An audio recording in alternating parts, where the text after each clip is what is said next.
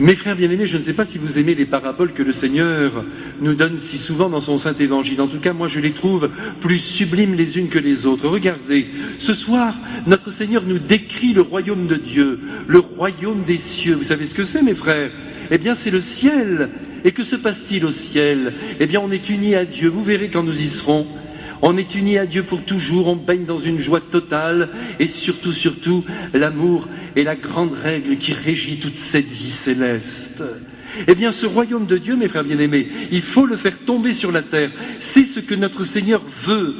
Il rêve que sur la terre, on vive comme au ciel. Ça vous dit quelque chose, mes frères, ce que je viens de vous dire là? Eh bien, vous retrouvez bien sûr la très belle parole que notre Seigneur nous a donnée dans le Notre Père, que ta volonté soit faite sur la terre comme au ciel. Eh bien, c'est dire, mes frères, que sur la terre, nous devons déjà vivre unis à notre Seigneur, mais d'une manière ineffable. Ne me dites pas que ce n'est pas possible. On peut, au milieu de toutes nos activités, au milieu de toutes les exigences de cette vie présente, vivre unis à notre Seigneur. Sinon, eh bien, le Seigneur ne nous aurait pas permis de vivre ici-bas en travaillant. Il nous aurait tous enfermés dans des monastères. Mais non, il veut que sur cette terre, au milieu de nos activités, nous restions unis par le cœur avec lui. Et on le peut à travers de toutes petites choses. Et c'est l'image de cette graine de moutarde que l'homme a semé dans son propre champ, c'est-à-dire dans son âme. Cette petite graine, quelle est-elle? Eh bien, mes frères, ce sont de toutes petites choses. Par exemple, dans la journée, vous dites à notre Seigneur, « Seigneur, je vous aime ». Il faut 2 secondes, regardez, je vais maintenant pas vous le dire, mais je vais le lui dire, avec toute la profondeur de mon cœur, « Seigneur, je vous aime ». Je suis uni à lui, qu'est-ce que je peux lui dire d'autre? Je peux maintenant parler à sa mère, par exemple, et je vais le faire. Mais voyez, ce n'est pas une technique, ce n'est pas une pédagogie. Et pendant que je vous dis ça, regardez le beau soleil qui m'envahit. Parce que le Seigneur est content que je vous dise tout cela. Allez, encore un peu de soleil. Je vais parler à la Sainte Vierge maintenant. Marie, je vous aime. Et à travers ces simples mots, je m'unis à Marie, je m'unis à Jésus. Et cette petite graine grandit et fait grandir ma vie intérieure, ma vie spirituelle, ma vie d'amour avec Jésus, avec Marie. Alors nous sommes bien d'accord, mes frères bien-aimés, cette petite graine, eh bien, tous, nous la possédons. Elle a été plantée dans notre cœur au jour de notre saint baptême. La potentialité de pouvoir être unis à Dieu, ici-bas, il faut bien en profiter. Mais tout se fait petitement, lentement, patiemment.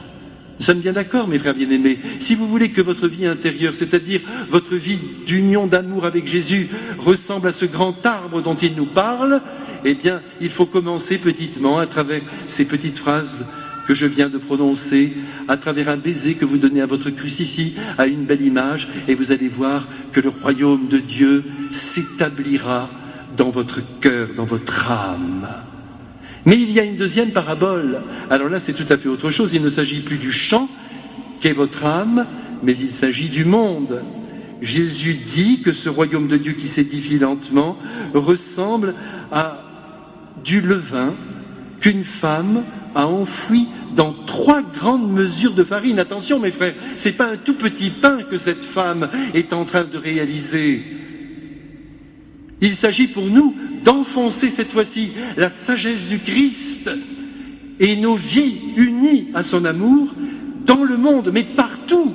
3 mesures de farine dans la vie professionnelle, dans la vie familiale, dans sa vie d'amour, dans sa vie amicale, dans sa vie de tous les jours, lorsque nous marchons dans la rue, lorsque nous rencontrons les commerçants, des gens, même des inconnus qui nous croisent. Tout le monde doit profiter du levain qui est l'évangile du Christ et qui normalement est vécu par le cœur chrétien. Le monde nous est confié pour être transformé, mes frères bien-aimés.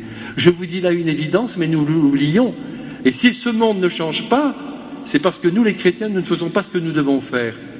Au milieu de tout ce vacarme, au milieu de toutes les guerres qui secouent le monde, il y a la puissance de l'évangile qui doit rayonner grâce aux chrétiens.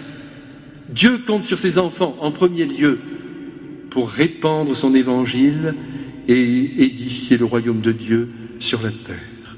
Donc nous sommes d'accord, mes frères bien-aimés, à la fois dans notre cœur et dans le monde, le royaume céleste doit s'édifier et grandir. Alors, mettons-nous au travail et rappelons-nous que les choses se font petitement. Mais en même temps, dans le monde, c'est un tout petit peu rapide, parce que vous savez, pour faire lever un pain, ça va assez vite. Les résultats peuvent être presque immédiats. Quelques heures simplement.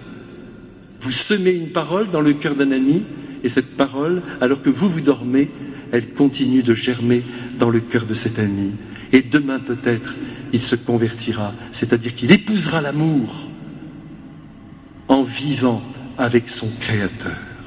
Allez mes frères, mettons-nous au travail. Regardez comme c'est beau quand notre Seigneur nous parle en parabole. S'il nous parlait avec des concepts, mais la vérité serait circonscrite, ce qu'il ne faut surtout pas, parce que la vérité nous domine, on ne peut pas l'enfermer. Sujet, verbe, complément, ce serait de la folie. Donc Jésus a recours au langage symbolique, aux images, pour que cette vérité reste toujours au-dessus de nous et qu'elle dégage même presque un parfum que nous continuons de sentir tout au long du jour. N'oubliez pas donc, mes frères, ces deux petites paraboles qui nous disent la vérité au sujet de ce royaume de Dieu qu'il s'agit d'édifier dans notre cœur et dans le monde. Mais nous n'en savons pas plus, à nous maintenant de nous mettre au travail.